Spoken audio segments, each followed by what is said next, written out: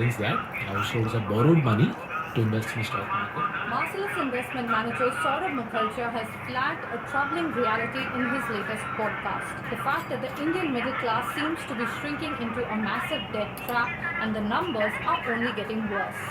He's defined middle class as basically someone who he says is literally in the middle based on income tax data. Someone equidistant from the rich and poor, which he says is anyone earning between 5 lakhs to a crore per annum. Most of us watching this video would probably fall into that category, and the numbers for us don't look very good.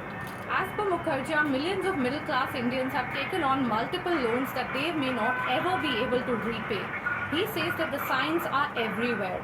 Soaring personal loans, rising credit card debt, growing number of borrowers struggling to meet daily expenses. Citing RBI data, he says that the middle class has borrowed hand over fist.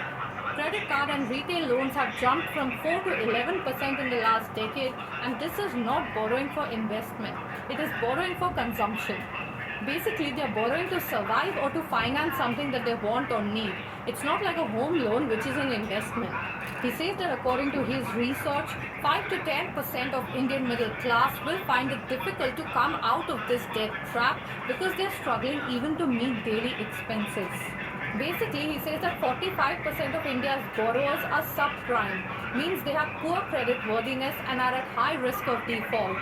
48% of the debt taken by these borrowers is for consumption, not for asset building. Mukherjee basically cites three reasons as to why India's middle class seems to be losing economic momentum. The first one is stagnating wages. As per income tax data, middle class earnings have stagnated at about 10.5 lakh rupees per year in the last 10 years. In real terms, it means incomes have halved. Then if you take inflation into account, so why